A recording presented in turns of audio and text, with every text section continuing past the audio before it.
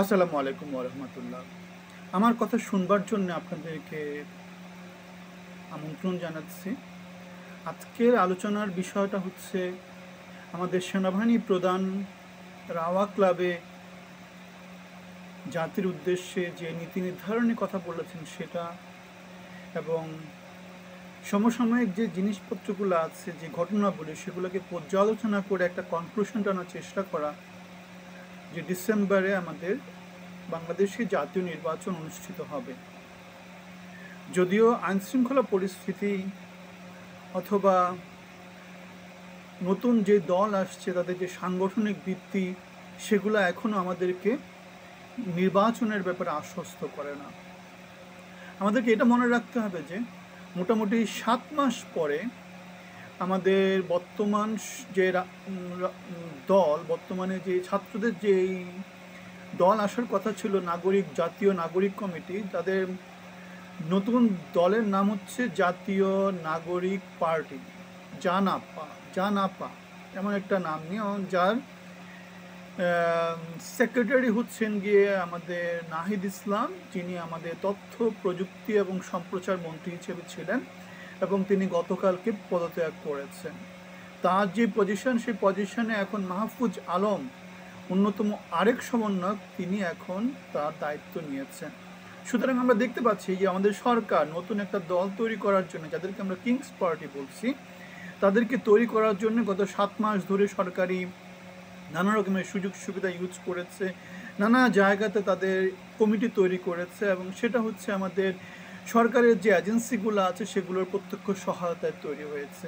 আমরা সেটা জানি, একটা রাজনৈতিক দল তৈরি করা এবং তার একটা স্ট্রাকচার দাঁড় করানো বিশাল একটা কর্মযজ্ঞের একটা ব্যাপার, এবং সেই কাজটা সরকারি সহায়তায় তারা নিয়ে অতি সহজে একটা দল তারা মোটামুটি তৈরি করতে পেরেছে। কিন্তু জনগণের কাছে পৌঁছতে হলে, জনগণের কথা বলতে হলে তাদেরকে আরও অনেক দীর্ঘ পথ তাদের পাড়ি দিতে হবে। এই দল জাতীয় নাগরিক পার্টি, তাদের জন্য আমাদের শুভকামনা থাকলো। আমরা আশা করি তারা হয়তো বা আগামী নির্বাচনে কিংস পার্টি হিসাবে সরকারের যে সুযোগ সুবিধা সেগুলোকে ইউজ করে হয়তো বা ভালো একটা ফলাফল নিয়ে আসতে পারবে। আমাদের ফেব্রুয়ারির 25 তারিখে আমাদের যেটা ছিল সেটা হচ্ছে বিডিআরের ওখানে 2009 সালে যে হত্যাকাণ্ড হয়েছিল, সে হত্যাকাণ্ডের জন্যে সেনা দিবস হিসাবে পালন করা হয়েছে। আমরা সশস্ত্র চিত্তে বিডিআর কাণ্ডে শহীদ হওয়া সেনা অফিসারদেরকে স্মরণ করেছি।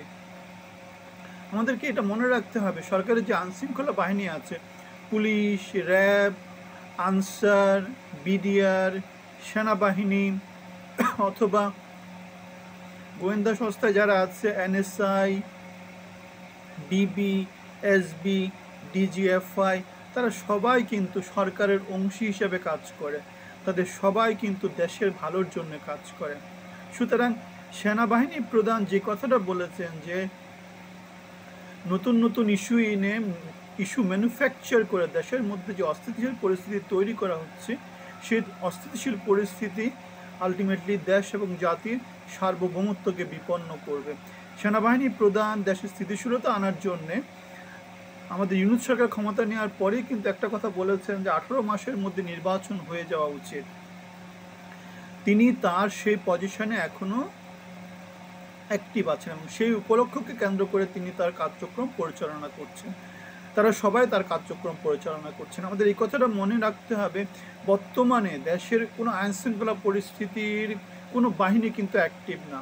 সেনাপ্রধান যে কথাটা বলেছেন, শুধুমাত্র আর্মি অ্যাক্টিভ, কারণ হচ্ছে তারা ডিসিপ্লিনের মধ্য দিয়ে বড় হয়েছে, কারণ তারা ডিসিপ্লিনের মধ্য দিয়ে তারা গ্রো করেছে। তাদের কাছে দেশ এবং সংবিধান, দেশের সার্বভৌমত্ব, সেগুলো সবার উপরে। আমাদের একটা কথা মনে রাখতে হবে, গত 7 মাসে আমরা হয়তো অনেক বিভাজনের পথে হেঁটেছি, অনেক উল্টাপাল্টা কাজ করেছি। আমরা জানি 7 মাসে আমরা যে কাজটা করতে পারিনি, যে কাজটা করা সম্ভব হয়নি, সে কাজটা সামনেও করা সম্ভব হবে না, শুধু বিভাজনটা বাড়বে। সেজন্য আমাদের সবার উচিত ইনক্লুশনের পথে হাঁটা। সেনাপ্রধান যে কথাটা বলেছে, সবাইকে নিয়ে চলার চেষ্টা করা, গ্যাঞ্জাম তৈরি না করে, দেশের মধ্যে বিভাজন তৈরি না করে, দেশের মধ্যে হানাহানি রাহাজানির পথে না হেঁটে সবাইকে নিয়ে দেশটাকে স্থিতিশীলতার মধ্য দিয়ে দেশকে নিয়ে এগিয়ে যাওয়া। 17 বছর আমাদের যে সরকার ছিল সেই সরকার আমাদেরকে একদিক থেকে এটা বলা যায় যে দেশে একটা স্থিতিশীল সরকার ছিল। দেশে হয়তো ভোট ছিল না, হয়তো গণতন্ত্র ছিল না, কিন্তু দেশে উন্নতিও ছিল, দেশের মধ্যে এটা ছিল সবার অংশগ্রহণে একটা সরকার ছিল, যেখানে স্থিতিশীলতা ছিল, যেখানে ইকোনমিক একটা ব্যাপার স্যাপার, যেটা আমাদের অর্থনৈতিক উন্নতি আমাদের অনেক বেশি অর্জিত হয়েছিল। সুতরাং সব দিক বিবেচনায় আমরা সেনাবাহিনীর এই অবস্থান, রাজনৈতিক দলগুলোর এই অবস্থান, বা নতুন যে রাজনৈতিক দল আসছে তাদের যেই চাওয়া অথবা দেশি বিদেশি যে শক্তিগুলো আছে, আমরা অনেক আগে থেকে জানছি যে আমেরিকা, তারপরে যুক্তরাজ্য, সব দেশ কিন্তু খুব দ্রুত নির্বাচন চাচ্ছে। ভারত, কারণ নির্বাচনী সরকার, স্থিতিশীল সরকার, জনগণের সরকার, যাদের ম্যান্ডেট আছে, যাদেরকে আমরা যোগ্য, যাদেরকে আমরা বলবো যে অনৈতিক সরকার না, অবৈধ সরকার না, বৈধ সরকার, এদের ছাড়া আর কারোর সাথে কেউ কোনো রকম ডিলিংয়ে যাবে না। সেজন্য যতদিন পর্যন্ত বাংলাদেশে গণতান্ত্রিক সরকার না আসবে, জনগণের সরকার না আসবে, ততদিন পর্যন্ত বাংলাদেশে কেউই তার 100% দিয়ে কোনো রকমের কাজ করবে না। ইউনূস সরকারের যদি ইচ্ছে থাকে তারা আরও 10 বছর থাকবে, 20 বছর থাকবে, একটা ভোট দিয়ে, গণভোট দিয়ে বা রাজনৈতিক দল তৈরি করে তারা তাদের সরকার তৈরি করুক। আমরা এই কথাটাই গত 7 মাস ধরে বলে আসছি, এই কথাটাই গত 17 বছর ধরে হাসিনার ফ্যাসিস্টিজমের সময় থেকে বলে আসছি। সুতরাং সব দিক বিবেচনায় দেশের প্রেশার, সেনাবাহিনীর প্রেশার, রাজনৈতিক দলগুলোর প্রেশার, ইন্টারন্যাশনাল যে প্রেশার, সব দিক বিবেচনায় আমাদের কাছে এটা মোটামুটি প্রমাণিত হচ্ছে যে যত কিছুই করুক না কেন, যত গ্যাঞ্জাম তৈরি করে দীর্ঘস্থায়ী করার চেষ্টা করা হোক না কেন, আলটিমেটলি দেশ ডিসেম্বরের মধ্যে একটা নির্বাচনের দিকে যাবে এবং দেশ স্থিতিশীল পরিস্থিতির দিকে যাবে।